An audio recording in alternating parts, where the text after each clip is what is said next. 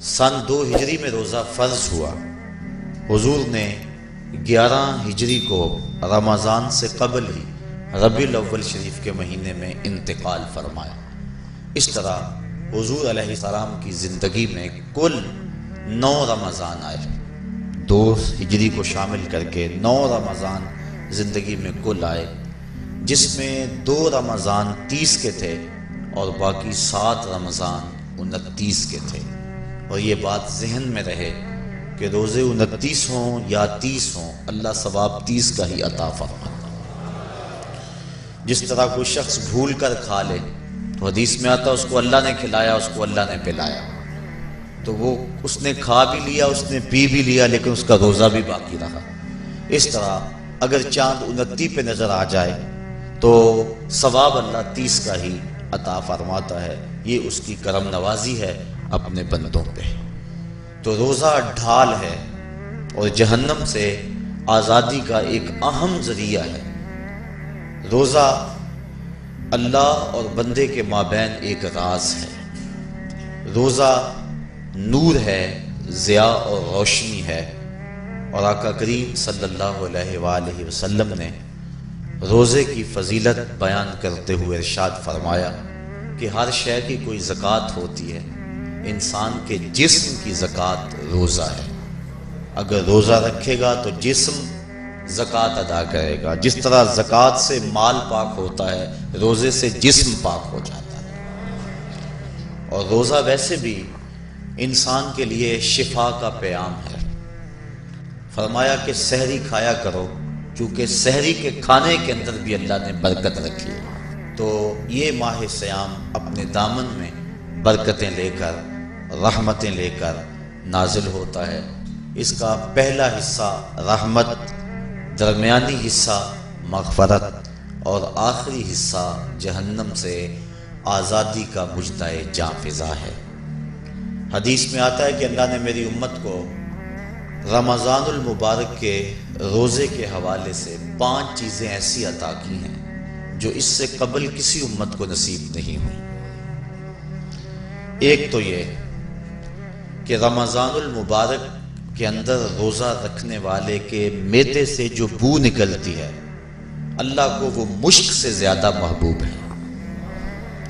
دوسری بات کہ جب ماہ صیام آتا ہے تو شیاطین کو جکڑ دیا جاتا ہے۔ تیسری بات کہ روزے دار جب تک روزے میں رہتا ہے، فرشتے اس کے لیے مغفرت کی دعائیں کرتے رہتے ہیں۔ اور چوتھی بات، جب ماہ صیام کی آخری رات آتی ہے تو اس کے سارے گناہوں کو بخش دیا جاتا ہے اور اس کو جہنم سے آزادی کا پروانہ مل جاتا ہے۔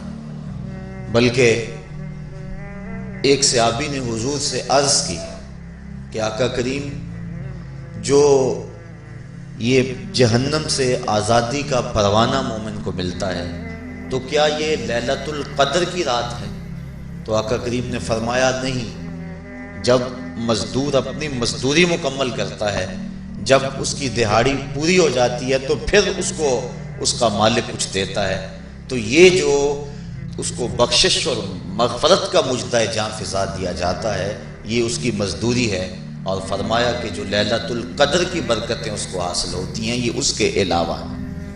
اور یہ اللہ تعالیٰ جل شانہ نے خاص کرم نوازی فرمائی بندہ مومن پر کہ اس کو یہ بابرکت رات عطا فرمائی۔ اور 5ویں فضیلت جو اس کو دی گئی، روزہ دار کو اور حضور سے قبل جو امتوں میں لوگ روزے رکھتے تھے، یہ فضیلتیں ان کو نہیں عطا کی گئی۔ جنت کو پورا مومن کے لیے آراستہ و پیراستہ کیا جاتا ہے۔ حضرت ابو ہریرہ رضی اللہ تعالی عنہ سے ایک روایت مروی ہے جس کو امام بخاری اور امام مسلم نے روایت کیا کہ آقا کریم علیہ السلام نے ارشاد فرمایا، قال اللہ عز و جل، اللہ جل شانہ ارشاد فرماتا ہے، کل عمل ابن آدم لہو، ابن آدم کا ہر عمل اسی کے لیے ہے، الا الصوم فانہ لی، ہاں مگر روزہ ہے جو وہ میرے لیے رکھتا ہے، وانا اجزی بہ، اور اس کی جزا میں اسے دوں گا، والصیام جنۃ، اور صیام روزہ ڈھال ہے، فَإِذَا كَانَ يَوْمُ صَوْمِ أَحَدِكُمْ فَلَا يَرْفُثْ وَلَا يَصْخَبْ فَإِنْ صَابَّهُ أَحَدٌ أَوْ قَاتَلَهُ فَلْيَقُلْ إِنِّي صَائِمٌ وَالَّذِي نَفْسُ مُحَمَّدٍ بِيَدِهِ لَخُلُوفُ فَمِ الصَّائِمِ أَطْيَبُ عِندَ اللَّهِ مِنْ رِيحِ الْمِسْكِ لِلصَّائِمِ فَرْحَتَانِ يَفْرَحُهُمَا إِذَا أَفْطَرَ فَرِحَ بِفِطْرِهِ وَإِذَا لَقِيَ رَبَّهُ فَرِحَ بِصَوْمِهِ۔ تو فرمایا کہ جب کوئی شخص روزہ رکھتا ہے تو اس کا یہ عمل اللہ کے لیے ہے اور اللہ تعالیٰ اس کی جزا دے گا۔ روزہ ڈھال ہے، جب کوئی شخص روزہ رکھے تو وہ اس کے اندر کوئی اللہ کی نافرمانی نہ کرے، یہاں تک کہ اگر اس کو کوئی شخص گالی بھی دے تو وہ یہ کہے کہ میرا روزہ ہے، میں صائم ہوں، میں نے روزہ رکھا ہوا ہے، یہ کہہ کے لڑنے والے کو، الجھنے والے کو ٹال دے۔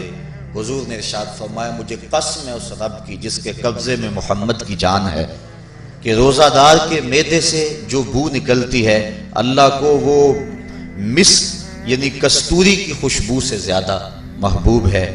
اور روزہ دار کے لیے دو خوشیاں ہیں، ایک خوشی اس کو اس وقت ملتی ہے جب وہ روزہ افطار کرتا ہے، اور دوسری خوشی اس کو اس وقت ملتی ہے جب اس روزے کے صلے میں اسے اپنے رب کا دیدار نصیب ہوگا۔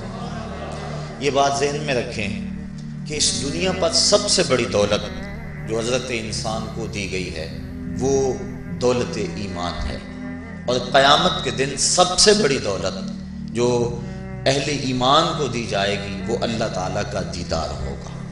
جنت کے حور و قصور، جنت کے محلات، جنت کی اعلی نسل نعمتیں، دنیا کی کوئی دولت اور دنیا کی کوئی نعمت جنت کی کسی نعمت کا مقابلہ نہیں کر سکتی، لیکن جنت والے جنت میں جا کر جس نعمت کو سب سے بڑا سمجھیں گے، اور وہ ہوگی بھی حقیقت میں سب سے بڑی نعمت، ایسی نعمت کہ اس نعمت کے ملنے پہ باقی ساری نعمتوں کو بھول جائیں گے، وہ یہ ہے کہ رب اپنے رخ کرم سے پردہ ہٹا دے گا اور ان کو اپنا دیدار عطا فرما دے گا۔ تو یہ سب سے بڑی دولت جو مومن کو آخرت میں نصیب ہوگی یہ روزے کے صلے میں نصیب ہوگی، یہ روزے کا وہ ثمر ہے، یہ روزے کا وہ پھل ہے جو اللہ اہل ایمان کو قیامت کے دن عطا فرمائے گا۔ اور فرمایا ایک عمل ایسا ہے جس کی جزا کا دنیا پر کوئی حساب ہی نہیں ہے، اور وہ بندے کا اللہ کے حضور اپنے روزے کے ساتھ پیش ہونا ہے۔ تو روزہ ایک ایسا عمل ہے کہ جس کی جزا کا کوئی حساب ہی نہیں ہے، تو یہ اللہ کے علم میں ہے کہ وہ اپنے بندے کو کتنی اس کی جزا اور کتنا اس کا صلہ عطا فرما دیتا ہے۔ تو یہ اجر ہے نیکی کا کہ حضرت عمر فاروق رضی اللہ تعالی عنہ فرماتے ہیں کہ ایک شخص آیا جس کی گھنی سیاہ داڑھی تھی اور اس کا سفید لباس تھا، ہم میں سے اسے کوئی جانتا بھی نہیں تھا، لیکن اپنے وجود کی تر و تازگی کی وجہ سے وہ مسافر بھی دکھائی نہیں دیتا تھا، چونکہ مسافر ہوتا تو آثار سفر اس کے بدن سے ظاہر ہوتے، لگتا تھا جس طرح یہی کسی گلی سے نکل کے آیا ہے، لیکن چونکہ وہ وہاں کا رہنے والا نہیں تھا، ہم میں سے اسے کوئی پہچانتا بھی نہیں تھا۔ اب وہ حضور کی خدمت میں آیا، فَأَسْنَدَ رُكْبَتَيْهِ إِلَىٰ رُكْبَتَيْهِ، اور اپنے گھٹنوں کو جوڑ کر حضور کے گھٹنوں کے ساتھ ملا کر بیٹھ گیا، اور حضور علیہ السلام سے عرض کرتا ہے کہ حضور مجھے خبر دیجئے کہ ایمان کیا ہے۔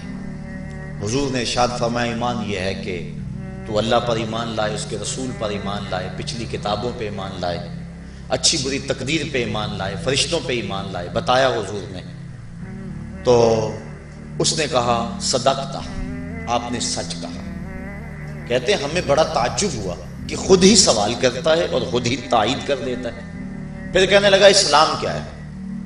تو حضور علیہ السلام نے فرمایا اسلام یہ ہے کہ تو نماز پڑھے، روزہ رکھے، حج کرے، زکوٰۃ ادا کرے، اراکین اسلام اس کو بیان کیے۔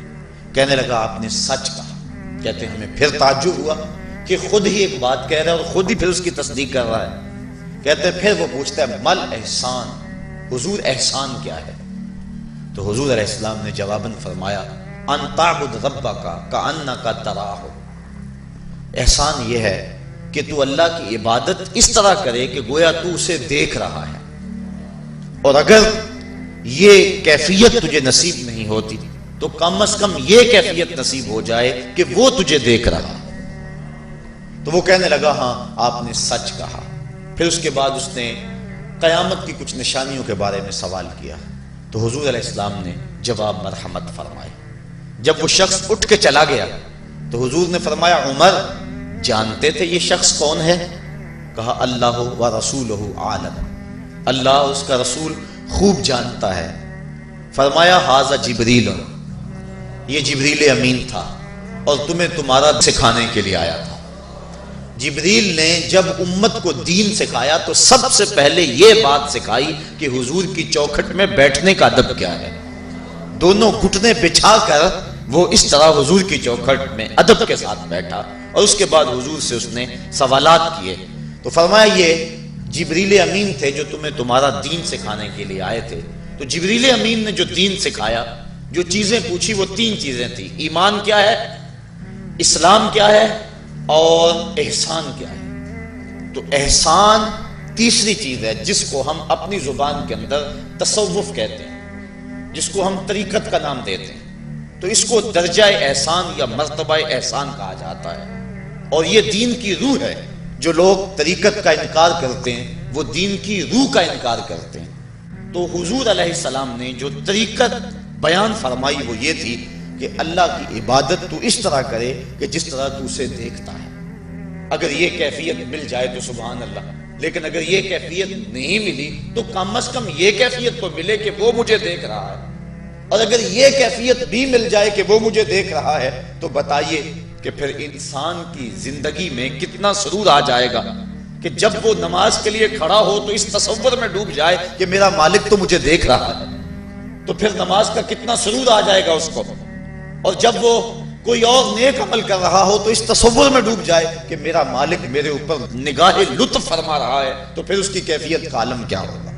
تو پہلی کیفیت کہ تو اسے دیکھ رہا ہے۔ حضرت علی المرتضیٰ رضی اللہ تعالی عنہ سے کسی نے پوچھا جس رب کی عبادت کرتے ہو کیا اس کو کبھی دیکھا بھی ہے؟ تو حضرت علی المرتضیٰ نے جواباً کہا لم اعبد ربا لم اراہ، اے صاحب کبھی کبھی کی بات کیا کرتا ہے، علی تو اتنی دیر تک سجدے سے سر ہی نہیں اٹھاتا جب تک اس کے جمال جہاں آرا سے فیض یاب نہیں ہو جاتا۔ حضرت داتا گنج بخش علی حجویری علیہ رحمہ کشف المعجوب کے اندر ایک حدیث نقل کرتے ہیں کہ حضور علیہ السلام نے ارشاد فرمایا کہ فاقہ کشی اختیار کرو اور بھوک اور پیاس برداشت کرو، ممکن ہے کہ اس دنیا کے اندر تم اپنے دل کی آنکھوں سے اپنے رب کا مشاہدہ کرو۔ تو یہ جو مرتبہ احسان ہے، جو مومن کا مقصود ہے، وہ اس کو حاصل ہوگا روزہ رکھنے سے۔ اور اگر چلو کسی روزہ دار کو یہ کیفیت نہ ملے کہ وہ اپنے رب کے جمال جہاں آرا کو دیکھ لے، اس کے جلووں کو دیکھ لے، اس کے دیدار کی دولت سے مالا مال ہو جائے، اس کا دل اس کی محبت میں ایسا ڈوبے کہ وہ جدھر دیکھے اسی کے جلووں کو ہی دیکھتا چلا جائے، اگر روزہ دار کو ایسی دولت نہ بھی نصیب ہو تو کم از کم روزہ دار کو یہ دولت تو ضرور ملے گی کہ وہ اس احساس میں ڈوب جائے گا کہ میرا رب مجھے دیکھ رہا ہے۔ گناہ گار سے گناہ گار شخص بھی کڑکتی ہوئی دوپہر میں ٹھنڈا پانی دستیاب ہونے کے باوجود ایک گھونٹ بھی حلق سے نیچے نہیں اتارتا، کیوں؟ اس لیے کہ میرا مالک تو مجھے دیکھ رہا ہے۔ تو یہ احساس اس کو آیا کہ نہ آیا؟ کاش کہ رمضان میں یہ نور جو ہم کو نصیب ہوتا ہے، یہ رمضان کا خاص نور ہے، مرتبہ احسان سے پھوٹتا ہوا یہ اجالا رمضان میں ایک گناہگار سے گناہگار شخص بھی حاصل کر لیتا ہے کہ وہ اس احساس میں ڈوب جاتا ہے کہ میرا مالک مجھے دیکھ رہا ہے۔ کاش کہ وہ اس کو اندر سمو لے اور اس کو دل کی ایک ایک پرت پہ رکھ لے اور اس کو سجا لے اور اس دولت کو پھر جانے نہ دے، تو پھر اس کے لیے گناہ کرنا مشکل ہی نہیں محال ہو جائے گا۔ اس احساس سے پانی نہیں پیتا کہ میرا اللہ مجھے دیکھ رہا ہے، تو کیا مجھے یہ بتاؤ کہ جب وہ دکان پہ بیٹھ کے ڈنڈی مارتا ہے کہ اللہ اس وقت نہیں دیکھتا؟ جب وہ کسی کی جیب کاٹتا ہے اللہ اس وقت نہیں دیکھتا؟ جب وہ رشوت لے رہا ہوتا ہے اللہ اس وقت نہیں دیکھتا؟ کہ اللہ تعالیٰ صرف رمضان میں دیکھتا ہے، غیر رمضان میں نہیں دیکھتا؟ تو یہ احساس کاش کہ اس کے ساتھ لگ جائے کہ میرا مالک مجھے دیکھ رہا ہے، تو پھر گناہ کرنا مشکل ہی نہیں ناممکن ہو جاتا ہے۔